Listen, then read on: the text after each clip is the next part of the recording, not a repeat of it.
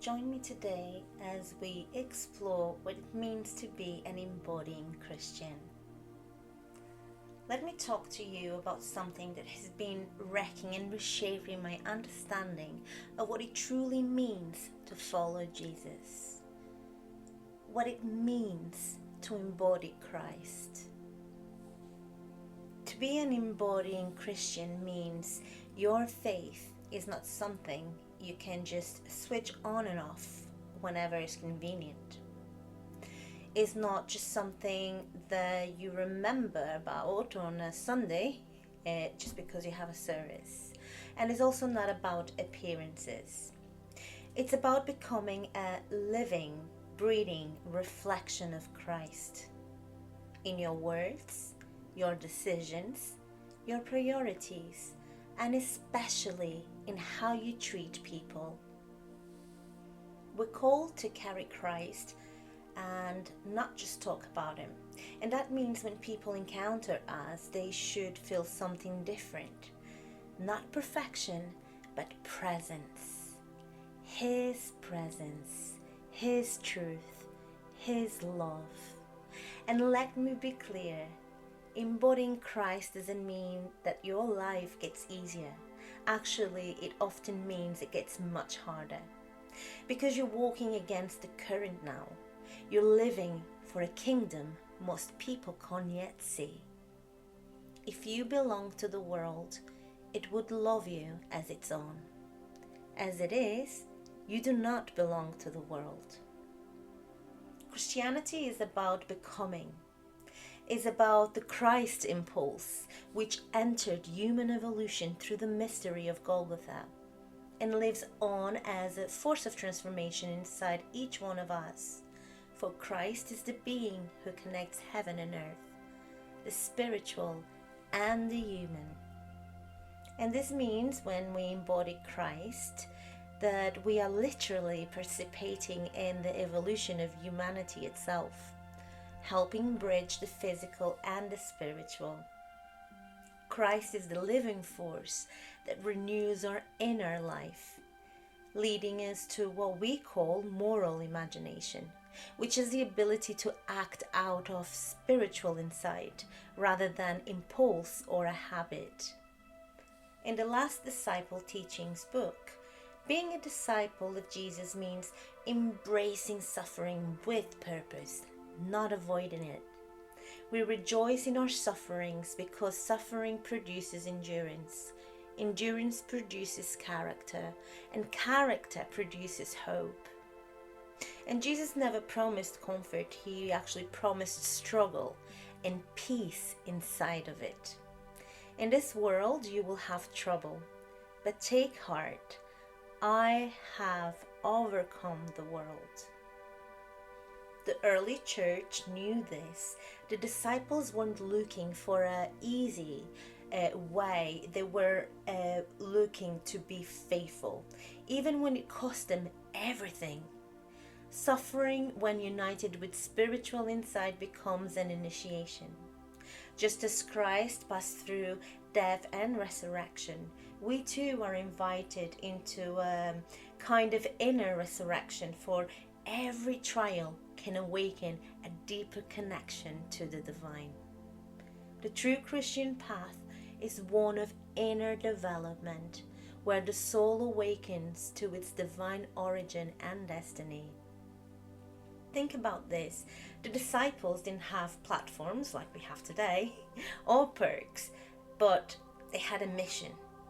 And that was what was fueling them. Just like in the same way, when you have a firefighter running into a fire, he doesn't do it because he wants some attention or because he wants a round of applauses. He basically does it because someone's life is at risk. Someone's life is on the line. And that's how we are called to live. Mission over comfort, always. So, what about you? What about us? Are we still in it when it's inconvenient? When we're misunderstood? or even when we feel alone in this battle? Well, an embodying Christian doesn't flinch in the fire. We stand in it with him. If your life is like a house and Jesus lives in it, would a visitor be able to tell by how you speak, how you love, how you forgive? Is our daily decision to give Jesus access fully and not just partial control? If anyone wants to follow me, let them deny themselves, take up their cross daily, and follow me. And this cross is sacrificial, and it means laying down our pride, our control, our right to comfort, our desire for approval, all of it. For the true cross we carry is not only external suffering, but is the spiritual way of becoming conscious. As we awaken to Christ within, we confront parts of ourselves that are asleep, that are selfish or bound by illusion. Carrying the cross is the soul's transformation. It's aligning our will with the divine will day by day. One of the most powerful truths I've learned is that obedience is greater than clarity. Sometimes we wait for the full picture before we make a move. But as Jesus said, follow me. That's it. Trust me. Step by step. Just come. So my question to you listening, are you living mission focused or comfort focused? Because the gospel is a call to surrender. For I consider my life worth nothing to me, if only I may finish the race and complete the task the Lord Jesus has given me, the task of testifying to the gospel of God's grace. We're here to shine, to stand out, and not to fit in. So do not conform to the pattern of this world, but be transformed by the renewing of your mind. And transformation is the essence of true Christianity. It's about inner alchemy. It's turning the lead of the ego into the gold of selfless love. And it is through Christ that this transformation becomes possible. And that the Christian path is a conscious unfolding of our spiritual identity, one that leads us towards freedom, towards love and higher truth.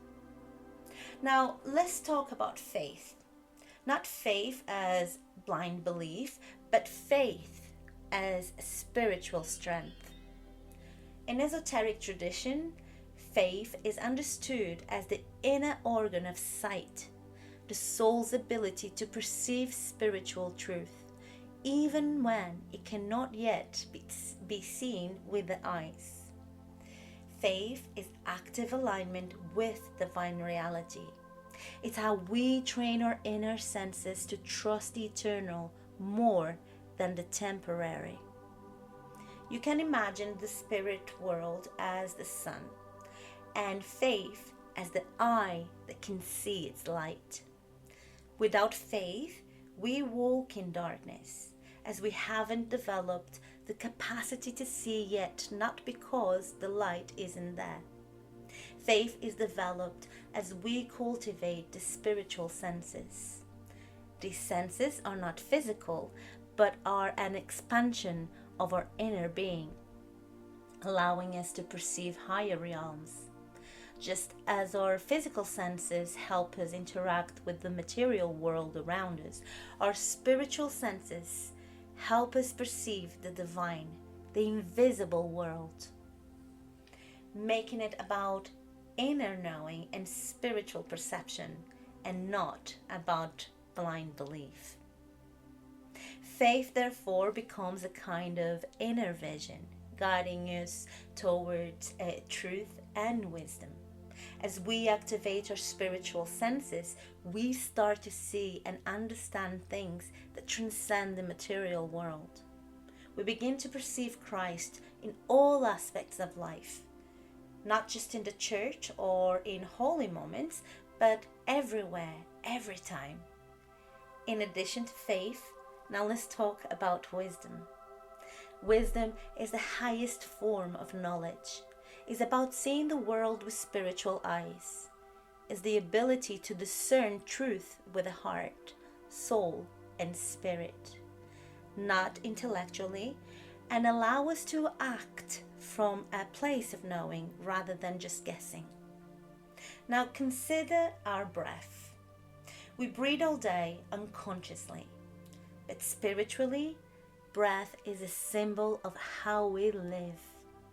The in-breath represents receiving from God, His Spirit, His Word, His wisdom.